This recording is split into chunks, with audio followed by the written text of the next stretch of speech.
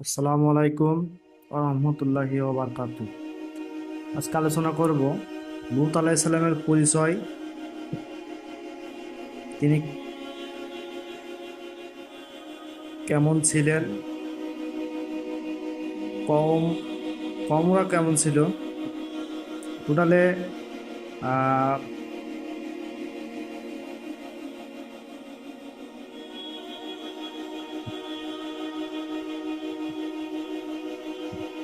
6টা বিষয়ে আলোচনা করব, প্লাস শিক্ষণীয় বিষয় সম্বন্ধে। প্রথম, লূত আলাইহিস সালামের পরিচয়। দ্বিতীয় নম্বরে আছে লূত আলাইহিস সালামের দাওয়াত। তৃতীয় নম্বরে দাওয়াতের বিবরণ ও ফলশ্রুতি নিজ কওমের প্রতি হযরত লূত আলাইহিস সালামের দাওয়াতের ফলশ্রুতি। 4 নম্বরে গজবের বিবরণ। 5 নম্বরে ধ্বংসস্থলের বিবরণ। 6 নম্বরে মুক্তিপ্রাপ্ত লোকদের সংখ্যা। এগুলোর বিষয়ে প্রথমে আমি যাব লূত আলাইহিস সালামের পরিচয়। পরিচয় হযরত লূত আলাইহিস সালাম ছিলেন হযরত ইব্রাহিম আলাইহিস সালামের ভাতিজা। চাচার সাথে তিনিও জন্মভূমি বাবেল শহর থেকে হিজরত করে বাইতুল মুকাদ্দাসের আদুরে কেনানে চলে আসেন। আল্লাহ লূত আলাইহিস সালামকে নবুয়ত দান করেন এবং কেনান থেকে অল্প দূরে জর্ডান ও বাইতুল মুকাদ্দাসের মধ্যবর্তী সাদুম অঞ্চলে অধিবাসীদের পথ প্রদর্শনের জন্য প্রেরণ করেন। এলাকায় সাদুম, আমুরা, দুমা, সুবা ও সাওয়াহ, কুরতুবী ইবনু কাসির, হুদ 83 নম্বর নামে বড় বড় 5টি শহর ছিল। কুরআন মাজিদ বিভিন্ন স্থানে এদের সমষ্টিকে মুতাফেকাহ বা মুতাফেকাত শব্দে বর্ণনা করেছেন, যার অর্থ জনপদ উল্টানো শহরগুলি। এই 5টি শহরের মধ্যে সাদুম ছিল সবচেয়ে বড় এবং সাদুমকেই রাজধানী মনে করা হতো। হযরত লূত আলাইহিস সালাম এখানে অবস্থান করেন। এখানকার ভূমি ছিল উর্বর, শস্য শ্যামল। এখানে সর্বপ্রকার শস্য ও ফলের প্রাচুর্য ছিল।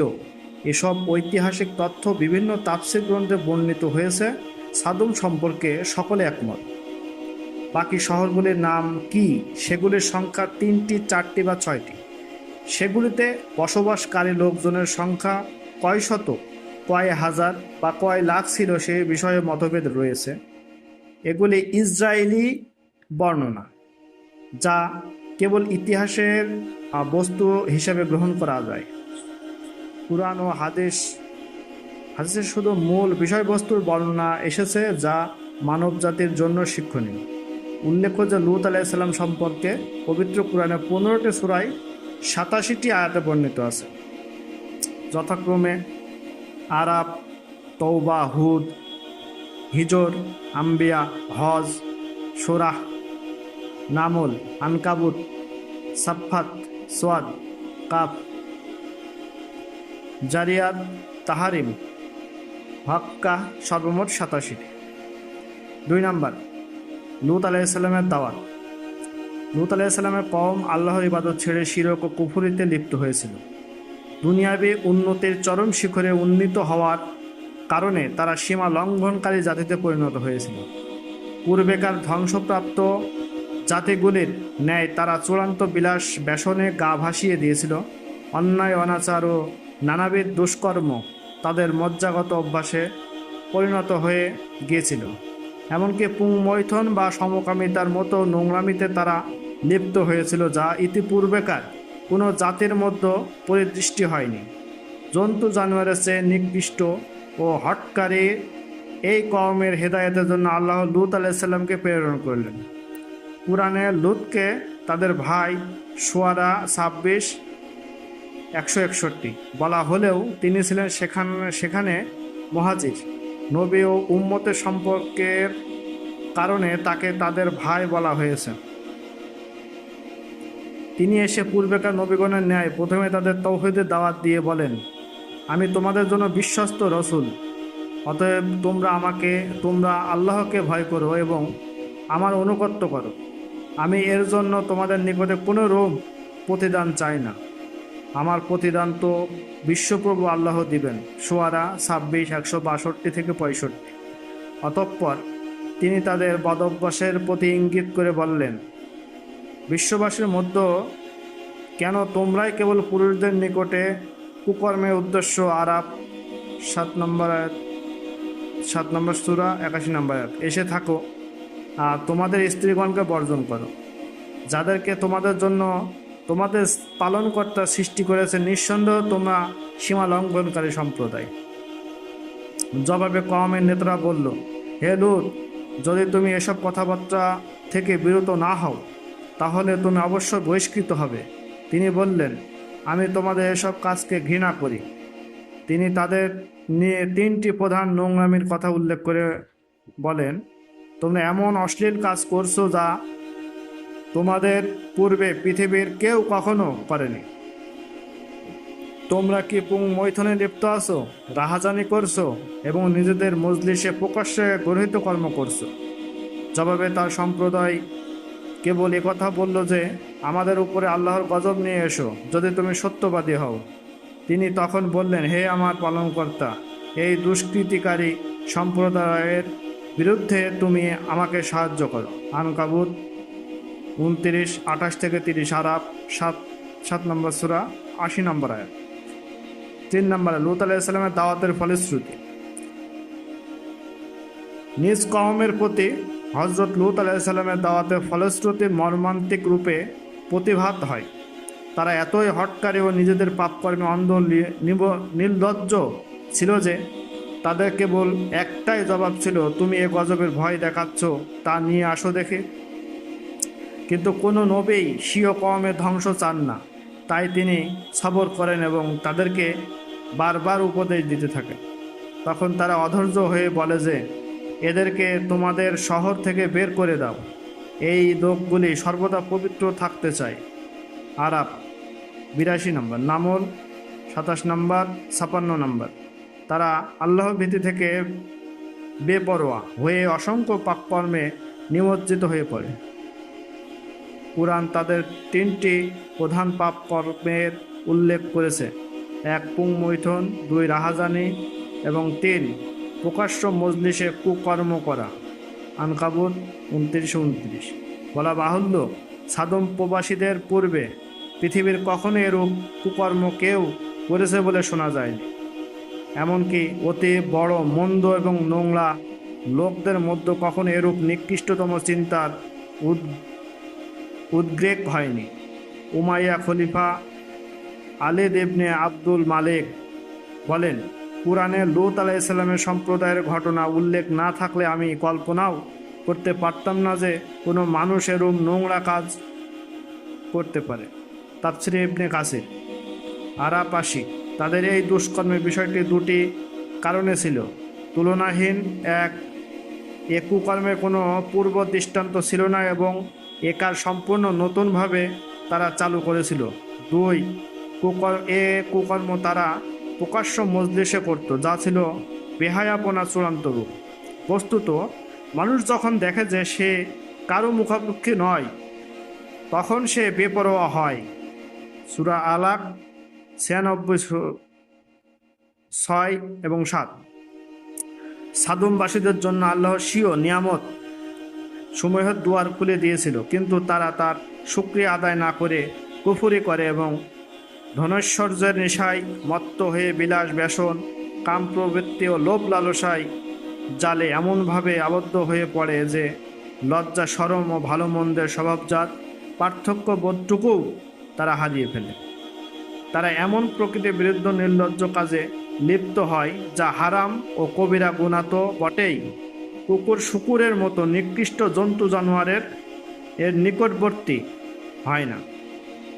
তারা এমন বদ্ধ নেশায় মত্ত হয় যে লূত আলাইহিস সালামের উপদেশ বাণী ও আল্লাহর গজবের ভীতি প্রদর্শন তাদের হৃদয়ে কোনো রেখাপাত করেনি।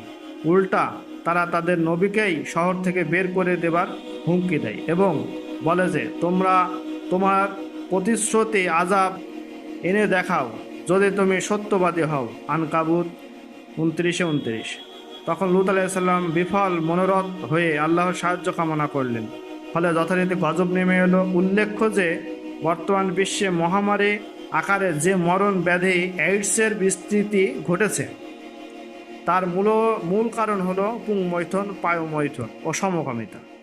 ইসলামের শরিয়াতে এই কুকর্মে একমাত্র শাস্তি হলো উভয়ের মৃত্যুদণ্ড। যদি উভয়ে ইচ্ছাকৃতভাবে এ কাজ করে, রাসূলুল্লাহ সাল্লাল্লাহু আলাইহি ওয়াসাল্লাম বলেন, অভিশপ্ত ওই ব্যক্তি যে লূতের কওমের মতো কুকর্ম করে।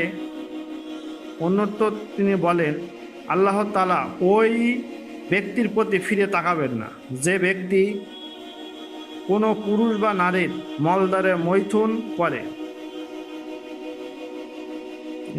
মিশকাত। তিনি বলেন, আমি আমার উম্মতের জন্য সবচেয়ে ক্ষতিকর হিসাবে ভয় পাই লূত জাতির কুকর্মের।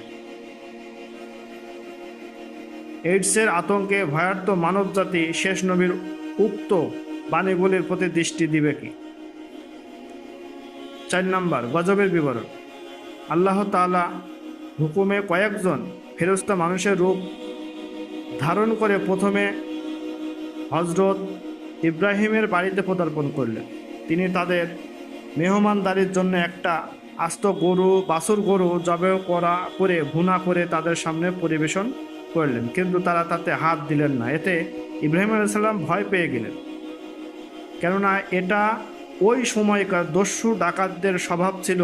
তারা যে বাড়িতে ডাকাতি করত বা যাকে খুন করতে চাইতো তার বাড়িতে খেত না। ফেরেশতাগণ নবীকে অভয় দিয়ে নিজেদের পরিচয় দিয়ে বললেন, আমরা এসেছি অমুক শহরগুলি ধ্বংস করতে। ইব্রাহিমের কথা শুনে তাদের সাথে তর্ক জুড়ে দিলেন এবং বললেন, সেখানে যে লূত আছে। তারা বললেন, সেখানে কারা আছে আমরা তা ভালোভাবেই জানি। আমরা অবশ্যই তাকে ও তার পরিবারকে রক্ষা করব, তবে তার স্ত্রী ব্যতীত, যে ধ্বংসপ্রাপ্তদের অন্তর্ভুক্ত হবে।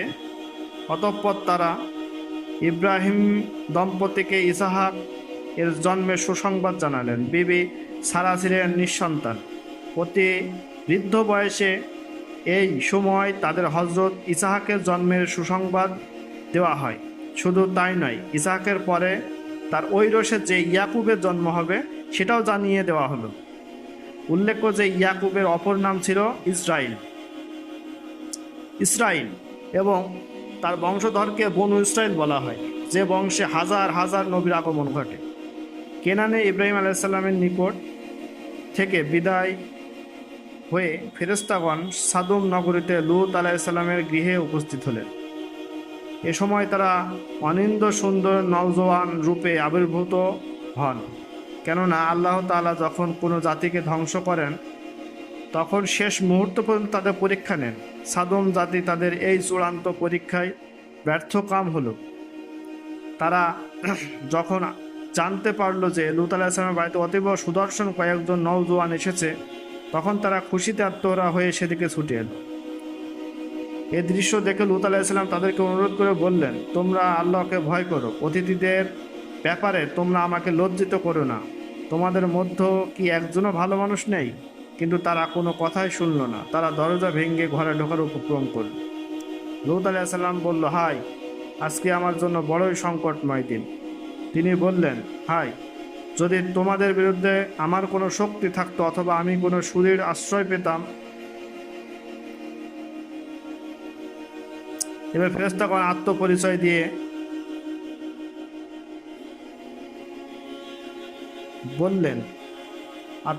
দিলেন এবং লূতকে অভয় দিয়ে বললেন, লূত, আমরা আপনার প্রভুর প্রেরিত ফেরেশতা। ওরা কখনোই আপনার নিকটে পৌঁছাতে পারবে না। এজন্য আমাদের রাসূল সাল্লাল্লাহু আলাইহি ওয়াসাল্লাম বলেন, আল্লাহ রহম করুন লূতের উপরে, যিনি সুদৃঢ় আশ্রয় প্রার্থনা করেছিলেন। অতঃপর জিবরিল তাকে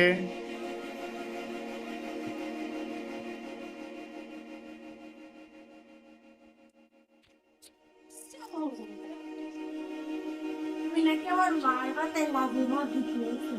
Marla.